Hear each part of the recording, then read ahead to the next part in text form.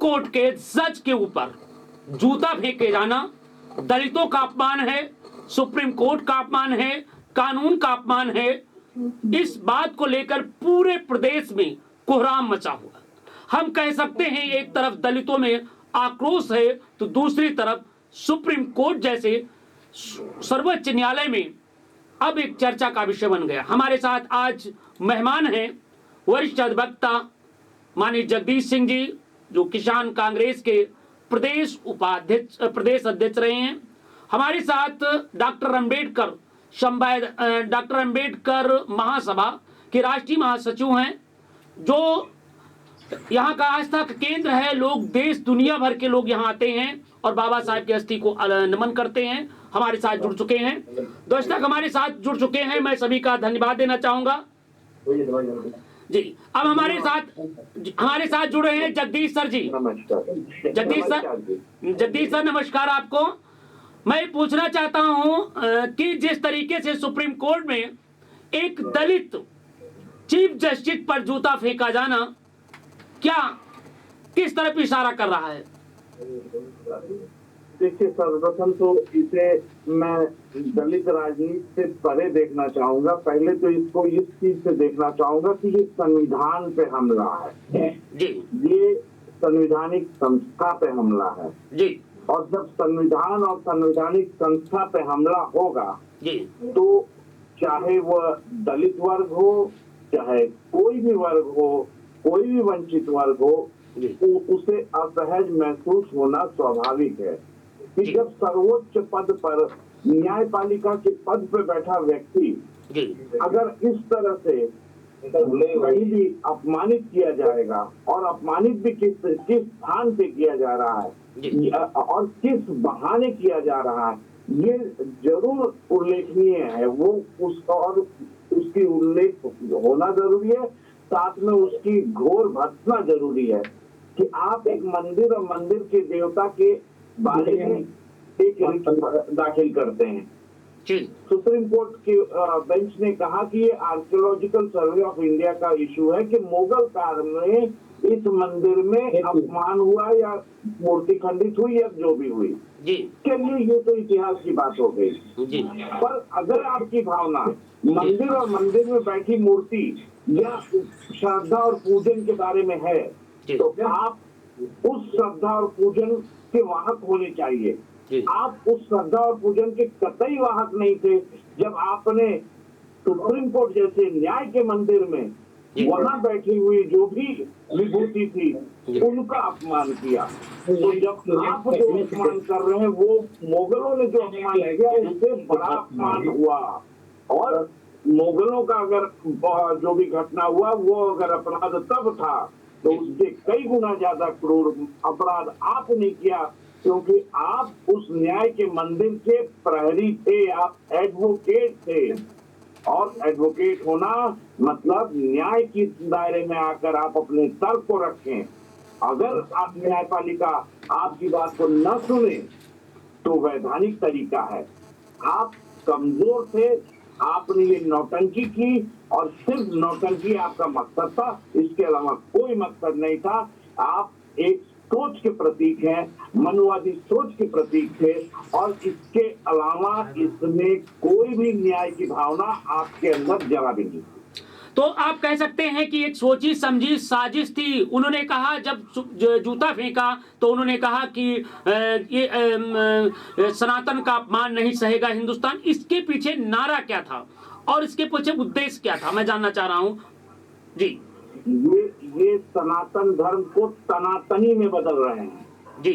सनातनी नहीं, ये तनातनी में बदल रहे हैं, और यही दुर्भावना के वाहक थे किसी जमाने में गोडसे जी, जो बहाना तो कई मारे, उनका उद्देश्य नफरत से जनित था, गांधी के प्रति नफरत थी, और वो भी मनुवाद से जनित नफरत थी।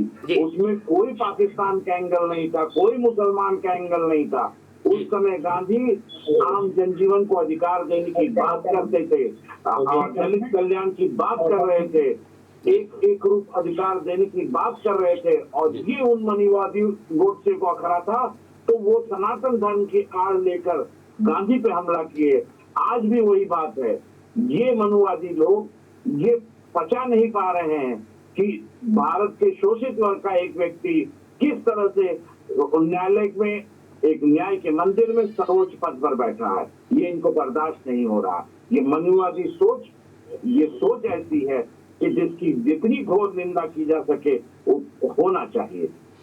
बिल्कुल, बहुत बहुत सही। हमारे साथ मैं आपको 1 मिनट रोकना चाहूंगा। हमारे साथ देखिए अंबेडकर महासभा जो पूरे उत्तर प्रदेश नहीं पूरे भारत का एक आस्था का केंद्र है, वो जुड़ चुके हैं और आज अंबेडकर महासभा के कार्यकर्ताओं ने और डॉक्टर अंबेडकर संवैधानिक महासंघ के कार्यकर्ताओं ने सुप्रीम कोर्ट से लेकर के राष्ट्रपति तक के ज्ञापन दिया है और कहा है कि शीघ्र कार्रवाई किया जाए, अन्यथा दलित बचाओ, संविधान बचाओ आदि आदि लेकर के आंदोलन करेंगे। जी, हमारी बात सुने भाई रामचंद्र पटेल साहब जी। देखिए सिद्धार्थ जी, जो ये घटना घटी है जी, यह घटना इस देश को और संविधान को, जी, न्यायपालिका को जी, तार तार कर रही है। जी, अगर यही घटना जी, कोई साधारण व्यक्ति जी, या सिविलियन आदमी किया होता जी, तो ये माना जाता जी, कि एक अशिक्षित आदमी जी, या न्यायपालिका जैसे मंदिर पर जी, हमला करने वाला जी, कौन व्यक्ति है जी, वो डिपेंड करता है।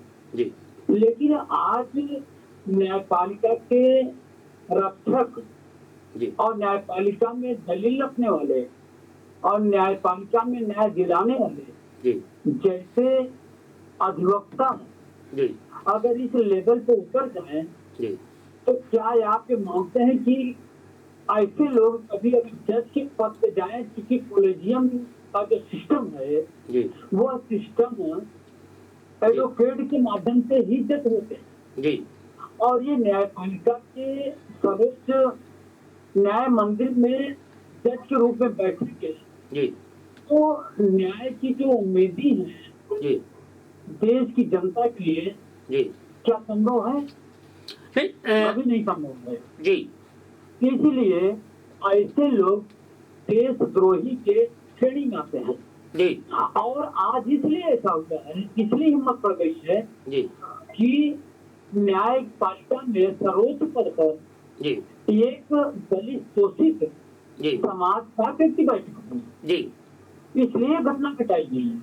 जी, और बड़ी ताज्जुब की बात यह है जी, इस घटना के पीछे जी, सरकार की क्या मंशा है? जी, मान लिया मुख्य न्यायाधीश जी, CJI जी, ने माफ कर दिया, जी, इसलिए माफ कर दिया जी, कि उनका बड़ा हृदय है, जी, उनका जो है दयालु हृदय है। जी, इसी को कहते हैं कि न्याय देने वाला जी, भगवान के रूप में होता है।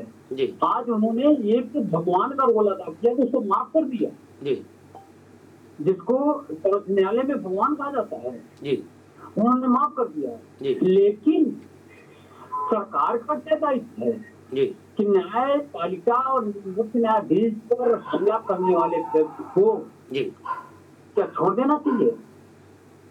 जी, आज अगर यही कोई दूसरा कोई होता तो इसके ऊपर देशद्रोह का मुकदमा लगता जी, और तमाम धाराओं के तहत उसको जेल भेज दिया जाता। जी, लेकिन यह सरकार वर्तमान में ऐसी चीजों को प्रोत्साहित दे रही है और बढ़ावा दे रही है और देश को और न्यायपालिका को, संविधान को दांव पे लगाती है। तो आपका आरोप है कि जो इस तरीके के मनुवादी मानसिकता के लोग हैं और इस तरीके का जो अपमान करते हैं, जो घृणा करते हैं, तिरस्कार करते हैं, दलितों का अपमान करते हैं, संविधान का अपमान करते हैं, उनको सरकार जानबूझ करके ऐसी घटनाओं को लिए प्रेरित करता है क्या? नहीं, सरकार, वही तो मेरा कहना है जी, कि सरकार अभी तक कर क्या रही है? आज 3 दिन हो गया जी, और सरकार क्यों खामोश बैठी हुई है? जी, सरकार को तुरंत जो है तमाम धाराओं में जी, इनको जेल भेज देना चाहिए। जी। अभी भाजपा का एक बयान आया है। उनका कहना है कि जो हमला करने वाला है वो कांग्रेस का नेता था। क्या ऐसा कोई जानकारी है? नहीं, मुझे पार्टी से कोई मतलब नहीं है। जी। वो कांग्रेस का है कि सपा का है कि आप दल का है कि बीजेपी का है। जी। कुल मिलाकर के न्याय मंदिर जी। पे और न्यायपालिका के जो शीर्ष पद पर बैठा हुआ न्यायाधीश है, जी। उनके ऊपर हमला हो रहा है, तो उसके ऊपर कार्रवाई की बात है। यहाँ पार्टी लेवल का नहीं है। और अगर कोई पार्टी के लोग तो पार्टी वाली बात लेकर के आ गए हैं, जी। कि ये दर्शाता है कि वो जी। राजनीति कर रहे हैं। जी। वो जो है जी। देश में न्यायिक व्यवस्था और संविधान की व्यवस्था नहीं स्थापित करना चाहते हैं। जी। वो जो है इसको राजनीतिक मुद्दा बनाना चाहते हैं, इसलिए उसको माफ करना चाहते हैं। उसके ऊपर कोई कार्रवाई न हो, इसलिए माफ करना चाहता है। अगर कांग्रेसी है क्यों नहीं तत्काल उसके खिलाफ कार्रवाई करते? भाई कांग्रेसी मान के कार्रवाई करते ना। उसके ऊपर तमाम जो मतलब बड़े घटना को बताया, उसके ऊपर तमाम जो है जो धाराएं आपकी हैं तो लगाइए ना। अच्छा, मैं जानना चाह रहा हूं कि आप अंबेडकर महासभा से जुड़े हुए हैं और अंबेडकर का वो आस्था केंद्र है। आज इस घटना को लेकर के किस तरीके से दलित समाज में आक्रोश है, इस पर कुछ चर्चा करेंगे?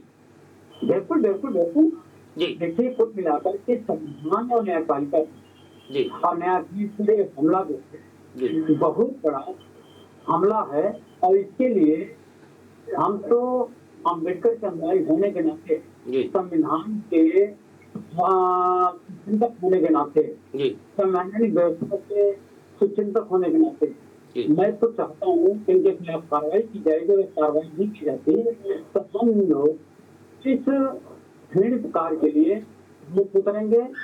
और जब तक इस आदमी के खिलाफ संवैधानिक कार्रवाई नहीं होगी तब तक हम संघर्ष करेंगे। बिल्कुल। अब हमारे साथ, मैं आपको रोकना चाहूंगा पटेल साहब, आप आंदोलन करते रहेंगे और जब तक इंसाफ नहीं मिल जाता तब तक आपका आंदोलन जारी रहेगा। हम अब पूछ लेते हैं, क्योंकि जगदीश सर जी जो हैं किसान कांग्रेस के अध्यक्ष भी रहे हैं, कांग्रेस पार्टी से भी रहे हैं और वरिष्ठ अधिवक्ता भी हैं। मैं इनसे जानना चाह रहा हूं कि इस तरीके के वकीलों को जो काला कोट पहन करके जाते हैं, तो क्या ये अपराधी प्रवृत्ति के हैं या जानबूझ करके पोषक हैं? सर जगदीश सर जी। देखिए, सर्वप्रथम तो मैं इस बात की तारीफ करूंगा कि मुख्य न्यायाधीश गवई साहब ने उस व्यक्ति को माफ किया। उनको ससम्मान ये अधिकार है और उन्होंने ये बड़प्पन दिखाया। परंतु हमला एक व्यक्ति पे नहीं हुआ है। ये इसमें अपमानित वो कुर्सी हुई है जिस कुर्सी पे बहुत ही भरोसा न्यायपालिका और न्याय व्यवस्था को सुदृढ़ करने का है। तो अब उस कुर्सी के अपमान को कंटेम्प्ट ऑफ कोर्ट के दायरे में लाकर इस व्यक्ति के ऊपर कठोर कार्रवाई न्यायिक प्रक्रिया के तहत करना जरूरी है। और क्योंकि वो व्यक्ति बेशर्मी से अभी भी इंटरव्यू दिए जा रहा है, ये मनुवादी मीडिया उसको फक्र से प्रचारित कर रही है कि सनातन के गौरव के लिए लड़ने वाला योद्धा है, तो ये और भी जरूरी है कि कंटेम्प्ट ऑफ कोर्ट प्रोसीडिंग को त्वरित तौर पर पहल करके न्यायपालिका के प्रहरी, अन्य एडवोकेट साहिबान जो सुप्रीम कोर्ट में प्रैक्टिस करते हैं, उनको ये पहल करनी चाहिए और अविलंब कंटेम्प्ट ऑफ कोर्ट दायर करना चाहिए। जी, मैंने कोर्ट की शरण में जाना चाहिए और कोर्ट में ये कहना चाहिए कि व्यक्ति नहीं बल्कि वो कुर्सी का अपमान हुआ है, चीफ जस्टिस अपमान हुआ है, आपका कहना है। मैं जानना चाह रहा हूं, जो भारतीय जनता पार्टी ने अन्य दलों का नाम लेकर के ठीकरा फोड़ा है, इस पर आप क्या कहना चाहेंगे?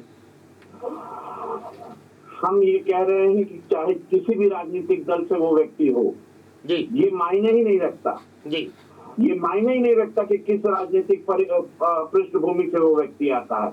मायने ये रखता है कि उसका कृत्य क्या है। उसका कृत्य न्यायपालिका की मर्यादित ढांचे पर प्रहार करने का है। उसका कृत्य एक धर्म की आड़ में अपने आप को सस्ती लोकप्रियता हासिल करने का है, तो उसे कंटेम्प्ट ऑफ कोर्ट में न्यायिक व्यवस्था के अंदर दंडित कराने की प्रक्रिया अविलंब होनी चाहिए। और कंटेम्प्ट ऑफ कोर्ट की प्रक्रिया अगर अविलंब नहीं शुरू की जा रही है तो ये माना जाएगा कि संपूर्ण वकीलों की बिरादरी ने न्यायपालिका के साथ एक कठोर विश्वासघात किया है। ये बहुत तगड़ा प्रहार होगा, ये आघात है न्यायिक व्यवस्था पे, न्याय के मंदिर पर। जी मैं जगदीश सर, मैं आपको रोकना चाहूंगा। एक सज्जन ने लिख रहे हैं, बड़ी जोर से कमेंट कर रहे हैं कि जब जब भारतीय जनता पार्टी एक सुनियोजित तरीके से आरएसएस के मैंडेट लोग दलितों का अपमान करते हैं, संविधान का अपमान करते हैं और फिर वो सनातन का नाम लेकर के इस तरीके कुकृत करते हैं, जबकि सनातन धर्म कोई इस तरीके का काम करने की इजाजत नहीं देता है। और ये एक भारतीय जनता पार्टी के और उनके नुमाइंदे हैं जो केवल अपना कार्य न दिखा करके अन्य पार्टी के कार्यकर्ता कह करके ठीक रापोर्ट देते हैं। ये भाई प्रभाकर जी ने लिख रहे हैं। और प्रभाकर जी ने ये भी कहा, अगर थोड़ी भी नैतिकता है देश के प्रधानमंत्री चौकीदार तो आप तत्काल त्याग पत्र दे देना चाहिए और न्यायिक प्रक्रिया के प्रति जिसने ऐसा कुकृत किया है उसके खिलाफ सख्त देशद्रोही का मुकदमा दर्ज किया जाना चाहिए, राष्ट्रद्रोही का मुकदमा दर्ज किया जाना चाहिए और उसे फांसी की सजा देना चाहिए, जिससे कोई इस तरीके से सुप्रीम कोर्ट पर उंगली न उठा सके। और जूता तो भारी बात, उंगली न उठा सके। जी, इस पर क्या कहना चाहते हैं? जिस प्रभाकर साहब ने लिखा है, इस पर क्या कहना चाहते हैं? आप एक बहुत बड़ी बात कह रहे हैं कि जिसपे उंगली उठाना तक अपराध माना जाता है उस पे जूता चला दिया इन लोगों ने। ये बहुत बड़ी बात आप कह रहे हैं। और इसी क्रम में हम ये भी कहना चाहेंगे कि ये स्पष्ट लकीर है। मनुवाद को किसी वक्त अगर कुचला नहीं गया, मैं शब्द कुचला कहूंगा, अगर कुचला नहीं गया तो इस नौजवान लोकतंत्र, हाँ भारत का लोकतंत्र भी नौजवान है, बाल्यावस्था में नहीं है, इस नौजवान लोकतंत्र में सड़कें आवारा हो जाएगी, समाज अनियंत्रित हो जाएगा, क्योंकि अपने सिद्धांतों से भटका हुआ नौजवान, अपने सिद्धांतों से भटका हुआ समाज एक ऐसी दुर्दिन की तरफ बढ़ जाएगा जब तबाही तबाही, देश की और सभ्यता की तबाही सुनिश्चित लिखी जाएगी।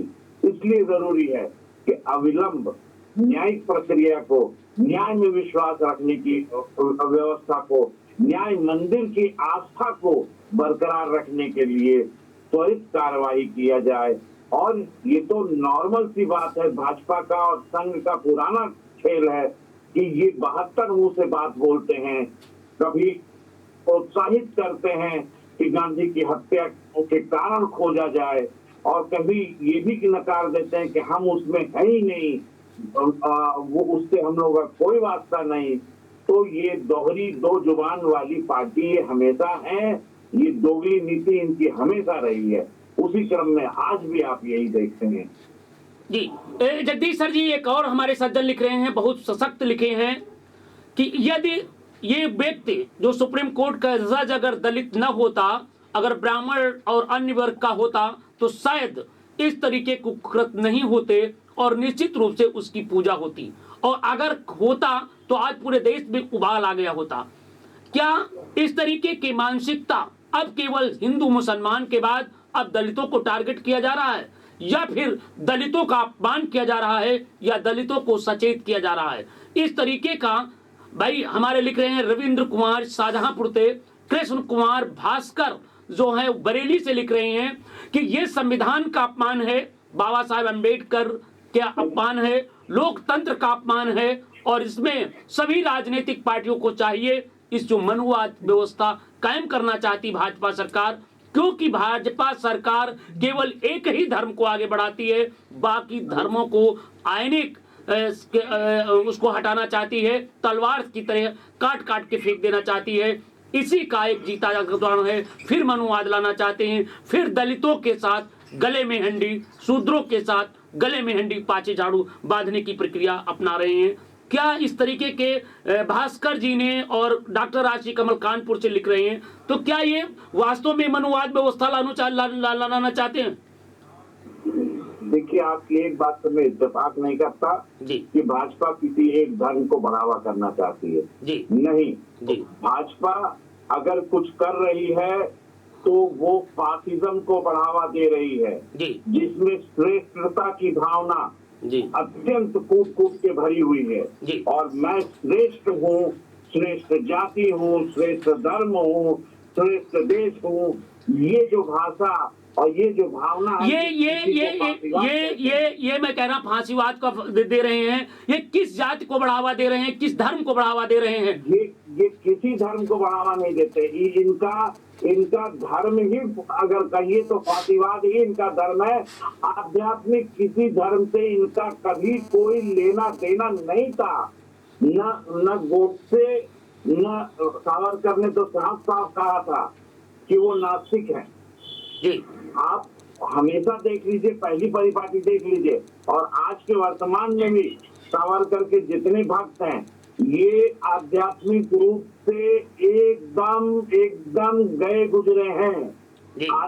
अध्यात्म से इनका कोई लेना देना नहीं है। ये फासिज्म धर्म कहिए, फासिज्म कर्म कहिए, फासिज्म ही फासीवाद ही इनका उद्देश्य है। श्रेष्ठता की भावना मनुवाद की मूल में है और उसी मनुवाद की मूल की श्रेष्ठता की भावना से ये हीन भावना, हीन दृष्टि से अन्य मानवों को देखते हैं, चाहे वो जातिगत आधार ले लें, चाहे वो धर्म का आधार ले लें, किसी भी तरह से ये श्रेष्ठता की जो गलत भावना है, फासीवादी भावना है, उसी से ये रोगग्रस्त है और ये महारोग में परिवर्तित हो रहा है।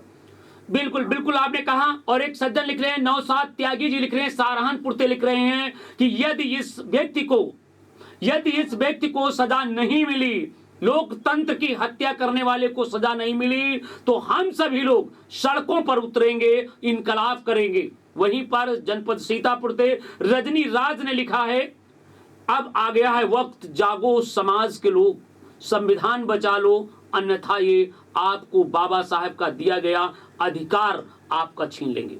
वहीं पर भाई बाराबंकी से लक्ष्मण यादव ने लिखा है, उन्होंने लिखा है कि आपने बिल्कुल सही कहा, ये ना तो जातवादी हैं, ना तो ये समाजवादी हैं और ना ही ये विकासवादी हैं, केवल ये फांसीवादी हैं, केवल जनता को लड़ाने वाले हैं। एक भाई लिखा है ब्रज बिहारी लिखा है, वहीं ये कुशीनगर से लिखा है कि ये तो बिल्कुल सत्य साबित हो गया है कि ये मानव को लड़ाना चाहते हैं, संविधान को मिटाना चाहते हैं और ये लोकतंत्र को खत्म कर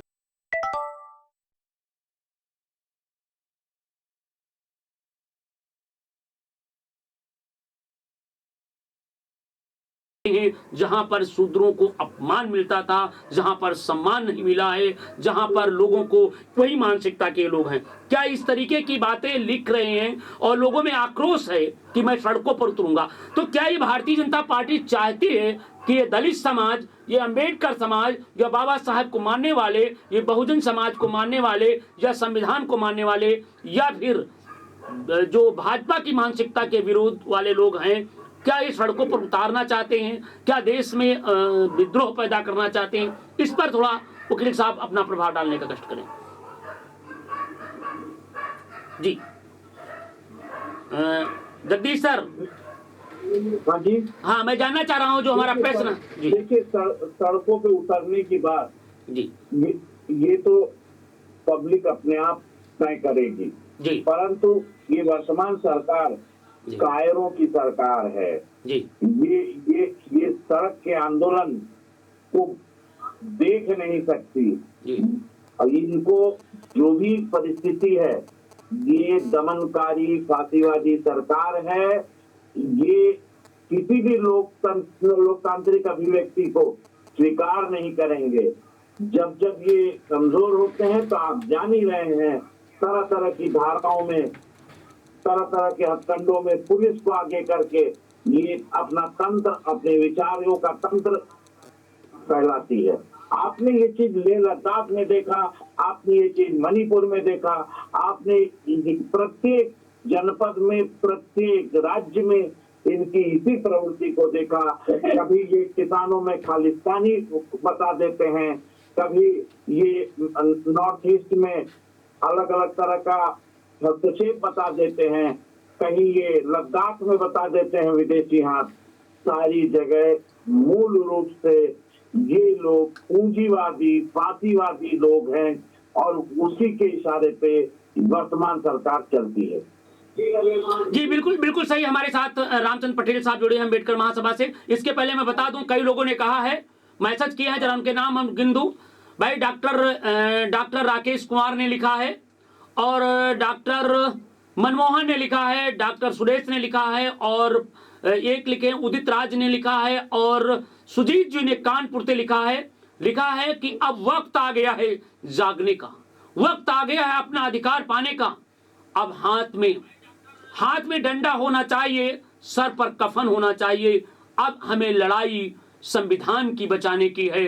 जिस तरह से अंग्रेजों ने देश को बचाया था, आज फांसीवाद से हमें देश को बचाना है, जुल्म से आज हमें देश को बचाना है। अन्यथा ये एक दिन चमन बेच देंगे, गगन बेच देंगे, वतन बेच देंगे, और संविधान को ये बेचकर मनुवाद लाए आएंगे, मनुस्मृति लागू कर देंगे। भाई अब हम बात करेंगे, जगदीश सर 1 मिनट आपको रोकते हुए हमारे साथ भाई रामचंद्र पटेल जी से बात करेंगे। क्या ये इस तरीके का जो ये भारतीय जनता पार्टी की सरकार में केंद्र से राज्य तक है और उस तरीके का अपमान हो रहा है, तो क्या इनकी साजिश है या फिर विद्रोह कराना चाहते हैं, क्या कराना चाहते हैं रामचंद्र पटेल साहब? नहीं, देखिए हकीकत तो ये है जी कि जब सरकार होती है, जी मालिक होते हैं जी और साथ में बैठे हुए लोग जी ऐसी कृत्य कार्यों पे, जी ऐसी घृणित कार्यों पे, ऐसे संवैधानिक हमला करने वाले व्यक्तियों पे अपनी जिम्मेदारी और दायित्व का निर्वहन नहीं करते, जी तो निश्चित है कि जनता के अंदर आक्रोश पैदा होता है। जी और जिस तरह से लोग आज आक्रोशित हैं, जी तो इससे ये कहा नहीं जा सकता है कि लोग सड़क नहीं सकते, उतर सकते हैं। जी इसलिए उतर सकते हैं जी कि जिनके ऊपर सारी जिम्मेदारियां हैं, वो अपने जिम्मेदारियों का निर्वहन नहीं करते जी और वो अपने अधिकारों का प्रयोग नहीं करते, जी। तो जनमानस को मजबूर कर देते हैं कि जनमानस रोड पे निकले और जी। जनमानस आक्रोश पैदा करे। जी। हमें तो लगता है कि वर्तमान व्यवस्था है जी। और वर्तमान व्यवस्था यही जो है ये तय करती है, जी। या इसको ये मान ले कि वो इंतजार करती है कि इस घटना के पीछे कितना लोगों में आक्रोश है और कितना लोग इसका प्रतिकार कर सकते हैं, कितना लोग इसके प्रति सुदृढ़ दे सकते हैं। जब ये देख लेंगे कि यह समाज जी और संविधान को मानने वाले, जी संवैधानिक व्यवस्था को मानने वाले, जी या जिनको हमला हो रहा है, जी वो कितना इसको संज्ञान में लेते हैं। जी जब उनको खतरा लगेगा जी। कि ये नहीं जागरूक है और ऐसा कर सकते हैं, तभी कार्रवाई करेंगे। जी लेकिन समाज के और संविधान को मानने वाले, न्यायपालिका को मानने वाले जी भी इस समय क्या हो गया है, ऐसी चीजों को देश के बर्बाद करते हुए उसको जो आर्टिस्ट करने चले जाते हैं। जी अगर यही चीज रह गई तो आप ये समझ लीजिए कि देश में कुछ नहीं बचा है, जी कुछ नहीं बचा है, सब कुछ चुका है। इसलिए क्या चुका है, मैं इसलिए कह दे रहा हूँ जी कि अब संवैधानिक व्यवस्था पे और न्यायपालिका पर और विज्ञान पे जी भरोसा खत्म किया जा रहा है। और अगर खत्म किया जा रहा है और लोग ऐसे बर्दाश्त करते रहेंगे, रोड पे नहीं रुकेंगे, इसका विरोध नहीं करेंगे, तो वो जो वर्तमान व्यवस्था है वो इसमें कामयाब हो रही है। जी इसको रोकने के लिए जी। लोगों को निकलना पड़ेगा। आक्रोश स्वाभाविक है, आक्रोश करना होना चाहिए। नहीं, ये तमाम सामाजिक संगठनों ने ज्ञापन दिया है, तमाम सामाजिक संगठनों ने आंदोलन करने का ऐलान भी करने लगे हैं कि अगर ये शीघ्र कार्रवाई नहीं किया तो आंदोलन होगा। जो दलित समाज ने एक बार आंदोलन किया था SC/ST एक्ट को लेकर के, वो तारीख को जरा याद करिए, जब ना जाने कितने दलित समाज के बच्चे जेल गए थे और कई शहीद हो गए थे। क्या इस तरीके की स्थिति फिर लाना चाहते हैं? क्या करना चाहते हैं? सही कर रहे हैं। एक न्यायपालिका का हिस्सा और न्यायपालिका के मंदिर पे बैठा हुआ एक व्यक्ति पर हमला, ये दर्शाता है ये बर्दाश्त करने की सीमा होती है। अब ये सीमा लांघ चुका हो, ऐसी स्थिति पैदा कर हो सकती है, इसलिए हो सकती है कि लोगों ने ऐसी स्थिति पैदा करने के लिए समझ दे रहे हैं तो तुरंत पर वही होनी चाहिए थी। और जितनी न्यायपालिका के संविधान में जो हमला हुआ है उसके लिए जितनी धाराएं होनी चाहिए, जितनी न्याय प्रक्रिया के तहत, संविधान के तहत जो धाराएं होती हैं और जो कार्रवाइयां होती हैं वो कर दी जाती, राजनेता आपको समझना होता है। लेकिन मैं पहले ही कह दिया कि जो वर्तमान व्यवस्था है वो देखना चाहती है कि न्यायिक प्रक्रिया को मानने वाले, संविधान को मानने वाले, न्यायपालिका को मानने वाले लोगों के अंदर कुछ अभी जान है कि नहीं है। मतलब आपका ये कहना है कि केवल ये इंजेक्शन लगा रहे हैं? जी, आपका कहना है कि ये इंजेक्शन लगा रहे हैं? ऐसी स्थिति पैदा हो सकती है, इससे मैं नकार नहीं सकता, इसलिए कि लोगों में अफसोस है। जी।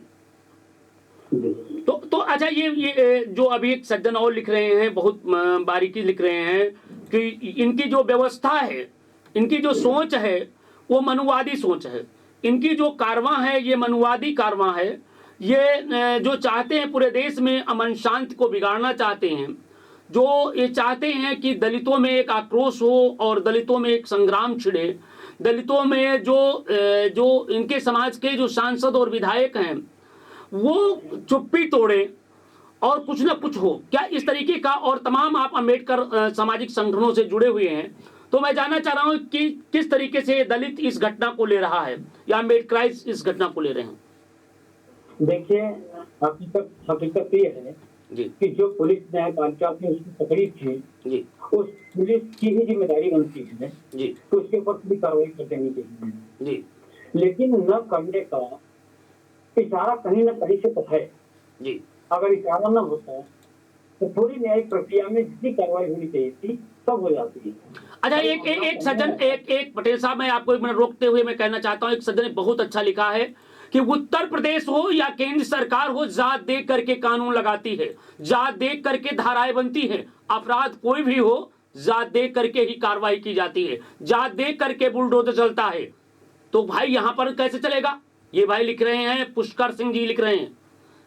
नहीं, सही, उन्होंने सही कहा। अगर आज भी यही हमला किसी समुदाय द्वारा हुआ होता या किसी अन्य समाज द्वारा हुआ होता या एससी ओबीसी के द्वारा हुआ होता तो अब तक उसके घर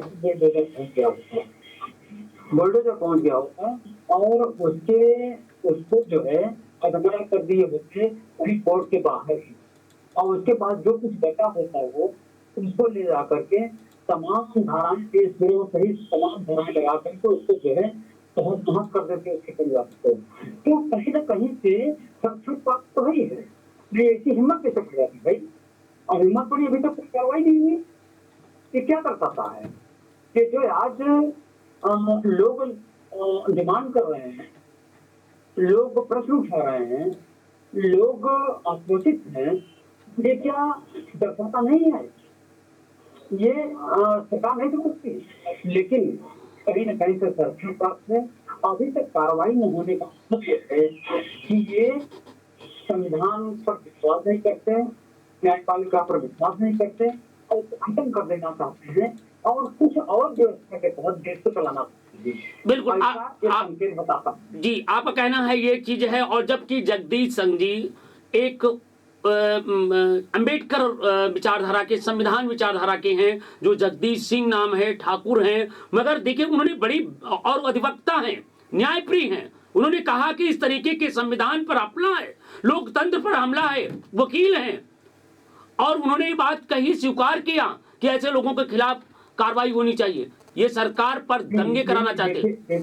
देखिए ऐसा है जी कि यहाँ जाति का मामला नहीं है। जी यहाँ जाति का मामला है, चाहे छात्र हो, चाहे पंडित हो, चाहे कोई व्यक्ति हो। जी जो संवैधानिक व्यवस्था पे विश्वास, संवैधानिक व्यवस्था से जो देश का सिस्टम चल रहा है, उससे जिसको विश्वास है उसको स्वाभाविक है आपको फायदा है, उसको कष्ट हो और वो मांग करेगी। क्योंकि अगर संविधान का हमला होगा कल वो भी संविधान के कुर्सी बैठेगा, उसके साथ तो भी घटना हो सकती है। ये तो परंपरा चली जा रही है। आज ही एक दलित सीबीआई के ऊपर अगर ऐसा हुआ है तो कल कोई अपर कास्ट का बैठेगा तो कोई बैकवर्ड शेड्यूल कास्ट या किसी माइनॉरिटी कास्ट में पहुंच कर हमला कर सकता है। ये तो परंपरा डाली जा रही है ना। इस परंपरा को रोकने की जिम्मेदारी किसकी है?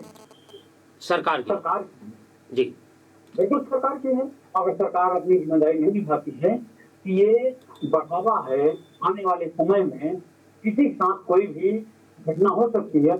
और देश में जो व्यवस्थाएं पैदा की जा रही हैं वो जो है देश के हित में नहीं है। आपका माहौल पैदा किया जा रहा है वो देश हित में नहीं है। जी, माहौल पैदा किया जा रहा है वो देश हित में नहीं है। पटेल साहब का कहना है दलितों में आक्रोश है, दलित आंदोलित है, संविधान प्रिय आंदोलित हैं, सरकार।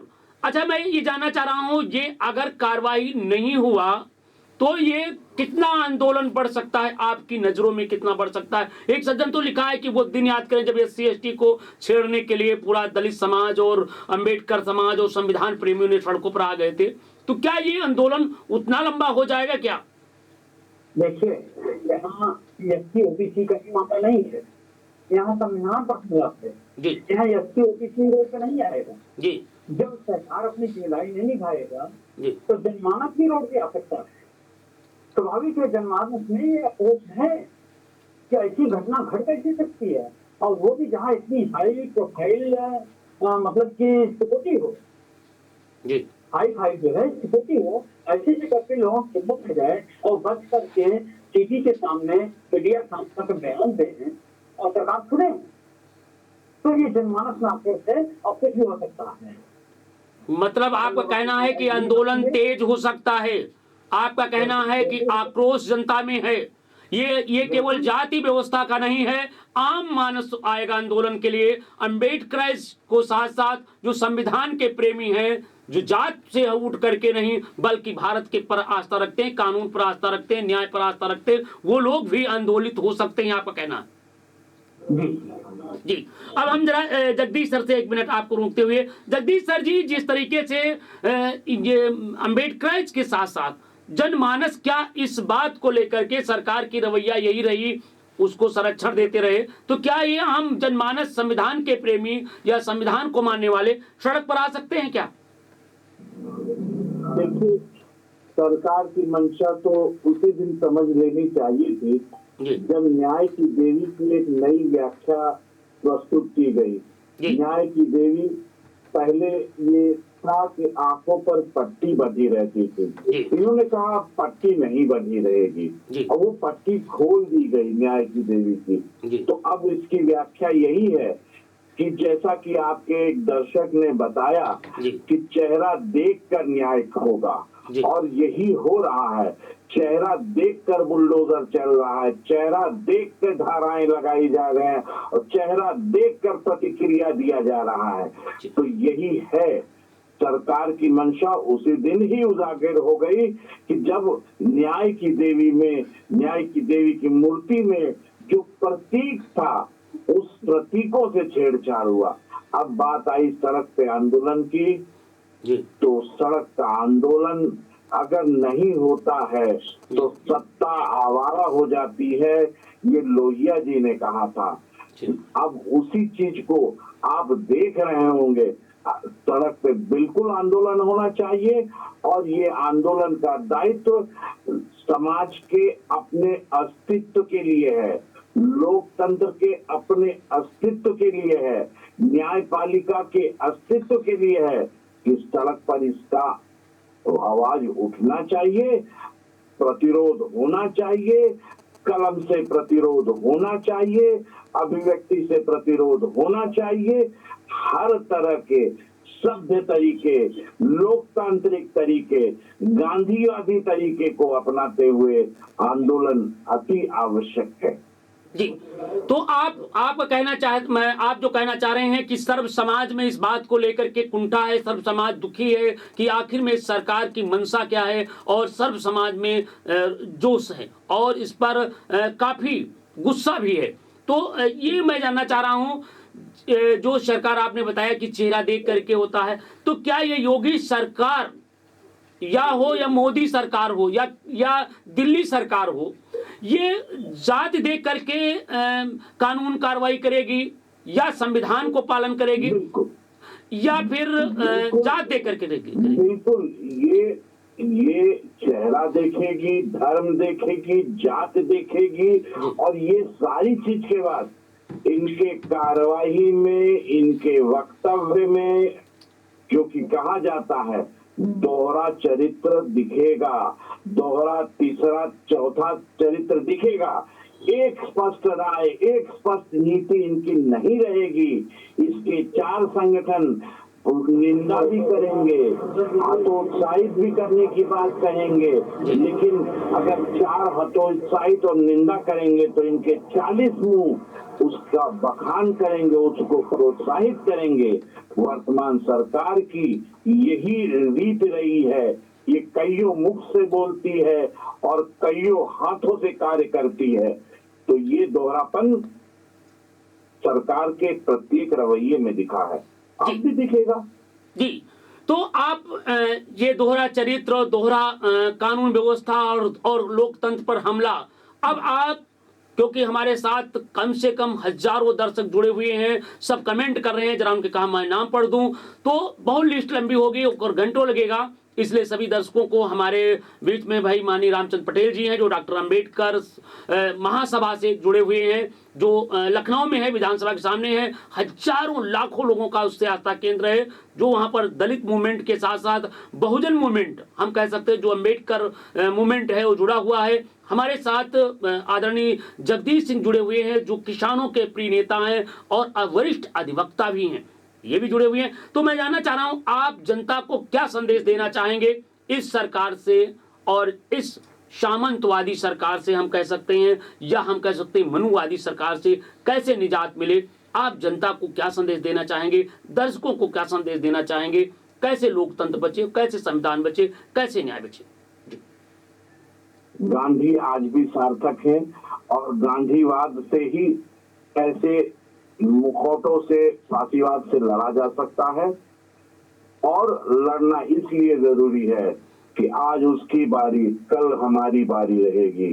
जागो, वरना प्रत्येक की बारी बारी बारी रहेगी। उठो जागो, अपना संविधान पहचानो, अपना अधिकार पहचानो, अन्यथा आज बारी आपकी है, कल मेरी आएगी। ये माननीय जगदीश सिंह का कहना है। अब हमारे बीच में माननीय पटेल साहब से मैं पूछना चाहूंगा कि आप क्या जनता को संदेश देना चाहेंगे, जो जनता में आक्रोश है एक सीजीआई, एक सुप्रीम कोर्ट के जज के ऊपर, जो मुख्य न्यायाधीश होता है, उस पर एक लोकतांत्रिक हत्या है, इस पर क्या कहना चाहेंगे? रामचंद्र पटेल साहब जी बताने का कष्ट करें।